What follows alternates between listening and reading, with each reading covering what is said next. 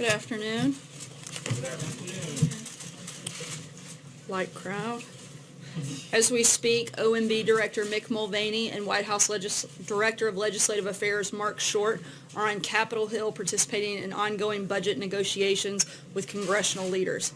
The President urges Democrats to adhere to the so-called Schumer rule and not hold the government hostage in an attempt to advance a radical political agenda. We must fully fund our military and ensure our brave men and women in uniform have the resources they need. They're always there for our country, and we must not let partisan bickering get in the way of the government taking care of them. The President wants a clean funding bill that fulfills our obligations, takes care of our military, and keeps our people safe. And with that, I'll take your questions. Cecilia. Thank you, Sarah. The President says that when Steve Bannon was fired, he not only lost his job, he lost his mind. Does he feel betrayed by Steve Bannon? Does he regret hiring him? I think the President's statement is extremely clear what his position on Mr. Bannon is. It was pretty lengthy and pretty detailed, and there's not really much to clarify or to add. But is there regret then? I mean, he says a lot in this book, and they did have a long and close working relationship. So is there a sense of betrayal? Once again, I think the President's statement fully addresses what his position and what his relationship with Mr. Bannon is. April? Sarah, when was the last time the President talked to Steve Bannon? And this is a serious question. Is the President now blocking Steve Bannon from calling his cell phone? I'm not aware that he was calling his cell phone, but I believe the last conversation took place at the first part of December. And what does this do to the base that these two powerhouses are fighting in the Republican Party? What does this do to the President's base? I don't think it does anything to the President's base. The base and the people that supported this President supported the President and supported his agenda. Those things haven't changed. The President's still exactly who he was yesterday as he was 2 years ago when he started out on the campaign trail. His agenda hasn't changed, and he's continuing to fight for and push for that agenda. And I think the base is extremely excited and happy with the job that this President has done in his first year in office. Look at all he's accomplished. I think they're pretty happy with where he is. Peter? Steve Bannon has a distinct following, the alt-right, and some people who may not necessarily be for the other, people who are xenophobic. What happens there?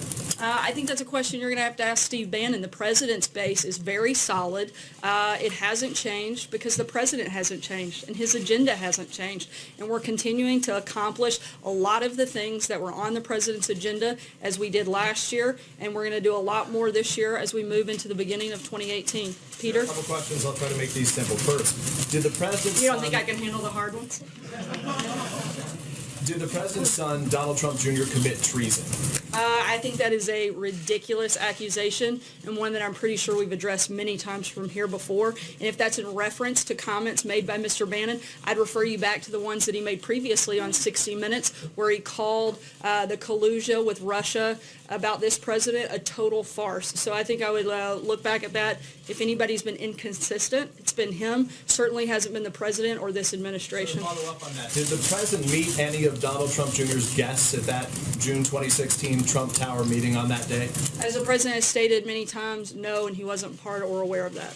John Decker? If I can ask you, after the tweet about nuclear threats, the nuclear button tweet, should Americans be concerned about the President's mental fitness that he appears to be speaking so lightly about threats regarding the nuclear button? I think the president and the people of this country should be concerned about the mental fitness of the leader of North Korea. He's made repeated threats. He's tested missiles time and time again for years. And this is a president who's not going to cower down and is not going to be weak and is going to make sure that he does what he's promised to do, and that's stand up and protect the American people. Sorry, Peter, I'm going to keep moving. But John? isn't it possible that he could misinterpret that? You said he's unpredictable, so couldn't he misinterpret a tweet like that if he's so unpredictable? I don't think it's. I didn't say that. I think it's extremely clear what the president's position is, and our position on North Korea hasn't changed since the beginning. This is a president who is committed to protecting Americans and protecting the people of this country, and he's not going to back down from that. John? Thanks a lot, Sarah. It's a very harsh statement that the president put out today, and it's not the first time that Steve Bannon has been topic A here at the White House briefing. The last time, as you made reference to, is after his interview on 60 Minutes, and during that White House press briefing on September the 11th, when a series of questions were asked of you at the time, you were pretty much hands-off in terms of going after Steve Bannon. The president didn't really respond in any particular way to the 60 Minutes interview. What's changed? What's changed between then and now after the interview that he apparently did with Michael Wolff for his book? Look, once again, I think the president and his feelings toward Mr. Bannon are very clear in his statement, and there's really not much else to add beyond that. I don't think there's much gray area in what his feelings are. Francesca? Thank you, Sarah. But to pick up on that, this is a pretty dramatic falling out between the president and someone who worked on his campaign and also worked in this White House very close to him every day. And so I think everyone is wondering what led to this quite dramatic falling out, and was it the loss of Roy Moore in that Senate race that was mentioned in the statement? You mentioned that they had last talked in early December. Is this a direct response to Steve Bannon calling the president's son unpatriotic and saying that he committed treason? I think there are a number of factors that played in. I would certainly think that going after the president's son in an absolutely outrageous and unprecedented way is probably not the best way to curry favor with anybody. Ashley? You mentioned the statement the president put out. It was very harsh, and it basically says the entire book is fiction. That said, a note explaining how the book came to be said that the authors conducted interviews for 18 months, including many with the president, spoke to over 200 people, many of the president's top aides and people. He never actually sat down with the president, just to be very clear. Two questions. Did they ever speak on the Since the phone? president. There was one brief conversation that had nothing to do originally with the book. It was, I think, around 5 to 7 minutes in total since the president's taken office, and that's the only interaction that he's had. Only phone call between the author and the president. That's the only interaction that the president has had with Michael Wolff since he took office. If you could reconcile the president's statement with the author's statement about how the book came to be. I'm not sure what the author's statement is on how the book came to be. I know that the book has a lot of things so far of what we've seen that are completely untrue. You have many people that have quotes that are sourced to them that are now coming out publicly and saying that those things are not true. And so I can't speak to what the author's comments were. I can only speak for the White House. Darling? Does the White House have a copy of the book now? I believe there may be some individuals that do. Jim? Sarah, the president's statement suggests that Steve Bannon had very little influence in the White House, but the president himself elevated him to the same level as the chief of staff and put him on the National Security Council. How do you reconcile that? I wouldn't say that he elevated him to the same level of the chief of staff, and I think that in the actions that Steve took, the president was clear that it didn't have a lot of influence on him or the decision-making process throughout his time here at the White House. Margaret? Can you clarify, because many of us here have seen Michael Wolff at the White House on multiple occasions. We've seen him firsthand. So we know he was here. Who gave him access to the White House? What was he here for? Can you explain any of that since we don't have access to the logs? Yeah, so far, from what I can tell of the roughly just over a dozen interactions that he had with officials at the White House, I think close to 95% were all done so at the request of Mr. Bannon. So the compliance really, you would just say, came from Steve Bannon. Other White House officials were not working with him and helping to... Any that did so far as we can tell, did so at the request of Mr. Bannon. Deborah? The president tweeted that he'll be announcing the most dishonest and corrupt media awards of the year Monday at 5 p.m. Can we get some details on that? Where will he say it? Will it be televised? How many awards will he present? Will there be an any audience? other judges? I certainly don't want to spoil anything, but my guess is that there are quite a few individuals that could be up for those awards, and beyond that, I think we'll have to see what happens on Monday. Will the press corps be there? Will the press corps be in the room for We'll that? certainly keep you posted. It might be hard for him to present trophies if you guys aren't there, but I don't know. We'll have to wait and see what happens on Monday. Justin? I have two policy ones. The first one is there was some controversy over the weekend about a letter from the Department of Transportation suggesting that the administration doesn't support the split federal-state framework for the Gateway Rail Tunnel connecting New York and New Jersey. Since it's Infrastructure Week, I'm wondering if the president, Is it infrastructure?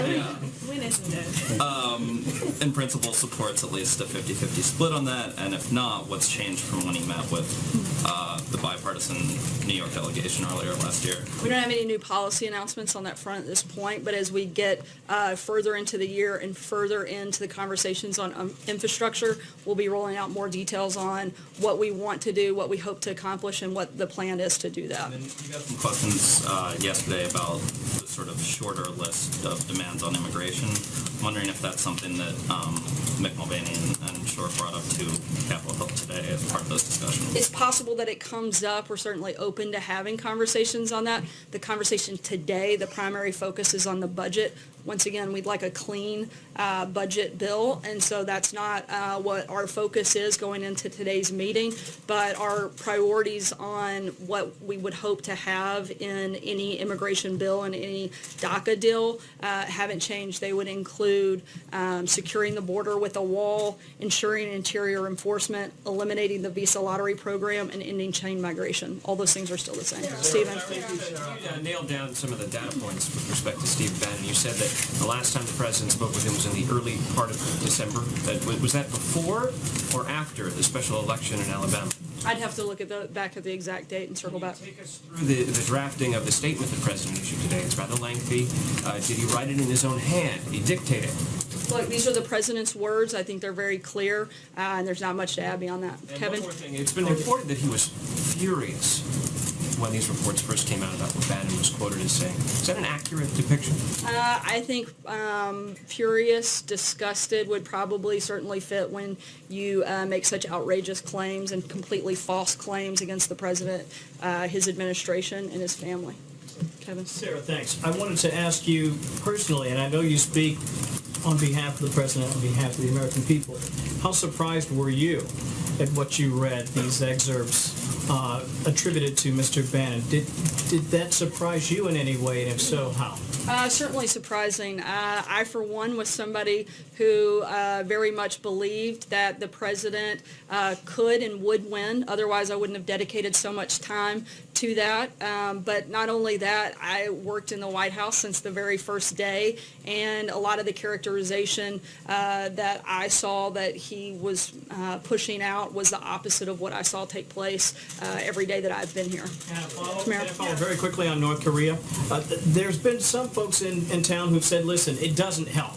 Despite the idea being we're going to be forceful, we're going to push back, some have said it doesn't help when the tweets come out the way they do. And yet we know that the president's made it clear, I am who I am, I'm going to tweet the way I want to tweet. Has there been any consideration that tweets like the one on North Korea actually don't advance the agenda, meaning working with other partners in the region? I think what didn't help was the complacency and the silence of the previous administration.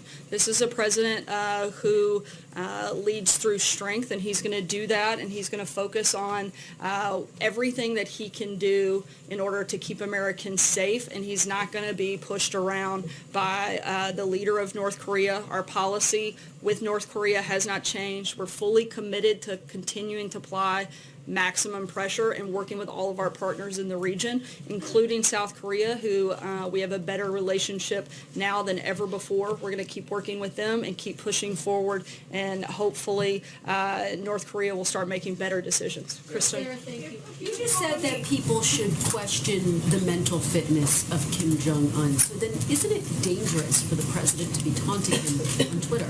I don't think that it's taunting to stand up for the people of this country. I think what's dangerous is to ignore the continued threats. If the previous administration had done anything and dealt with North Korea, dealt with Iran, instead of sitting by and doing nothing, we wouldn't have to clean up their mess now. You acknowledge it's a Mara, taunting sorry, I did tweet. call him Sarah, her. it's a taunting tweet to say that he has a larger nuclear button. I think it's just a fact. What does it? Just one word. What does it say about the president's priorities that he unleashed a 4-paragraph statement about Steve Bannon in one tweet on North Korea? The president has issued a number of statements, as have I, as have the administration, Ambassador Haley, Secretary of State, Jim Mattis, Secretary of Defense have all talked extensively about North Korea. To try to limit it down to one tweet is just disingenuous. The president knows there is no actual one nuclear, but you're saying it is actually bigger. But the reality is The it's a president's complex very process. well aware of how the process works and what the capacity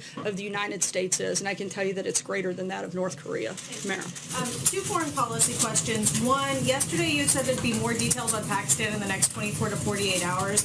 We're seeing some reports that the administration plans to announce as soon as Wednesday or Thursday that it plans to cut off security assistance to Pakistan. Is that accurate? We'll continue to keep you posted as those decisions are finalized. Okay, and then regarding Jerusalem and Israel, the president tweeted last night that we have taken Jerusalem, the toughest part of the negotiation, off the table, but Israel for that would have to pay more. First, taking it off the table, when the president announced that Jerusalem was the capital of Israel, the administration policy was stated as that the borders were not being decided. This doesn't affect negotiations. This tweet seems to contradict that. I don't think so. It doesn't affect the negotiations. We still want to continue to have conversations and continue the peace process. We're still very much committed to that and hope we can continue to push forward in that point. And what is this pay more thing? I'm sorry? He said that Israel would have had to pay more. I'd have to check on the details of that. I'm not sure, Tamara. Jordan? Thanks, Sarah. In light of this book and the back and forth over how much access Michael Wolff had to the White House, will the White House reconsider its decision to block public release of visitor logs? Will you release visitor logs to the public? I don't anticipate any changes to that policy at this point, but if it happens, I'll certainly make sure you guys are aware. John? Yeah, thank you, Sarah. Two questions. First, during the campaign, the president said repeatedly entitlements were off the table and he would preserve Social Security, Medicare, Medicaid, Medicare Part D as they were. Now, with the passage of the tax reform legislation and the recent statements of House Speaker Paul Ryan that entitlements should be considered in the budget, has the president changed his position from the campaign? The president hasn't changed his position at this point. Again, as conversations go on, if that does change, we'll let you know. Trey? My other question. Sorry. Yeah. Is it safe to say Steve Bannon is off the list of social invitations for the White House? Probably so. Trey? Since those are controlled by the First Lady, I think her statement's pretty clear on her position as well. Trey? Thank you, Sarah. A couple questions on Steve Bannon and one on North Korea. How would you describe Steve Bannon's role in the White House when he was serving in this administration? I think the president addressed what he feels it was, and to me that's the most important voice in this process, and he's spoken very clearly on that front. And if I could follow up, is the president looking for an apology from Steve Bannon? What is he looking for in the future from Steve Bannon? I don't think anything. If I could follow up on North Korea. Discussing earlier the idea that Kim Jong-un would be the one who is mentally ill, is the president concerned that tweeting about nuclear war could cause someone like Kim Jong-un to act with military force? Again, I've addressed this. I think the president is concerned about the continued threats that this individual has made towards the United States and others, and he's not going to allow him to continue doing that without saying something and standing up for the people of the country. Nita? Two questions. First, 3 former DHS secretaries have said that the deadline for DACA really is this month, that there's not enough time to put a new program in place by March if it's not done this month. Do you all agree with that? I mean, does that make you, feel like you have to get this done sooner? I know there's been some talk here about not worrying about it until March. We'd like to get something done, but again, we want to make sure that we have complete and responsible immigration reform, and we're not just dealing with one piece of it, and we've laid out what our priorities are and what it would take for us to make a deal on that. And we look forward to having those conversations and getting that done. Does it have to be done this month, then? I'm sorry? Does it have to be done this month, as they're saying? I don't know that it necessarily has to be done this month. month. Look, we'd like to make a deal on securing funding for the border wall, as well as ending chain migration, ending the visa lottery program, interior enforcement. So we'd like to do that right away. So if the Democrats are willing to sit down and make that deal, I think we'd be happy to get that done by the end of the month. Andrew. I said I had a second question. Sorry, okay, we'll I do said a I had a quick one second here. question, a very quick one, which is I just don't understand the timing of something. Steve Bannon left in the summer, late summer. If the president says he lost his mind when he left, why did he continue to talk to him for so many months? Look, the president continued to have conversations with him, often asked for by Mr. Bannon. The president spoke with him, but that doesn't mean that he can't hold that position. Andrew. What do you base your, I think she's calling your comments about Kim Jong-un's mental stability, is that based on a U.S. government assessment, a psychological assessment, or is that your opinion? I'm not going to get into any further details on that front. Take one last question. Sorry, go ahead, Andrew. In the past day or so, Sorry, I'll come back. Andrew, go ahead. The president enjoyed a slight bump in popularity when he was down in Florida golfing. I'm sure you saw this. Is it possible that Americans like him more when he's out of the news and not tweeting? I think Americans like the fact that he got the largest tax cut in history done. I think they like the fact that they're going to see a lot more of their paycheck. I think they like the fact that American companies are investing back in this country and not other ones. I think they like the fact that American companies are now giving out massive bonuses across the board. We're seeing every single day more and more companies announce decisions like that. I think that's what most Americans certainly were very happy about, particularly as they went into the holiday season and they had a little bit more money to consider spending as they celebrated Christmas with their family. Take one last question. Hunter, go ahead. In the past day or so, we've seen President Trump attack the press, the Justice Department, and now his former ally, Steve Bannon.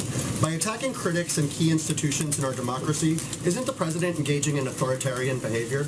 Not at all. The president's simply responding often to news of the day. I think if the president can't respond aggressively to an individual like the leader of North Korea that continues to threaten Americans, then that's a dangerous place that we don't want to go down. You and the president call for critics to be fired from their jobs. That's not the president of North Korea. I'm sorry, I couldn't hear the first part of your question. We've seen both you and the president call for critics to be fired from their jobs. I don't think it's necessarily critics. We're certainly happy for people that have different opinions, but there's a difference between different opinions and different facts, and people are entitled to an opinion, but they're not entitled to their own facts, and we have a big problem with people putting out misleading information. Those are very different things. Thanks so much, guys.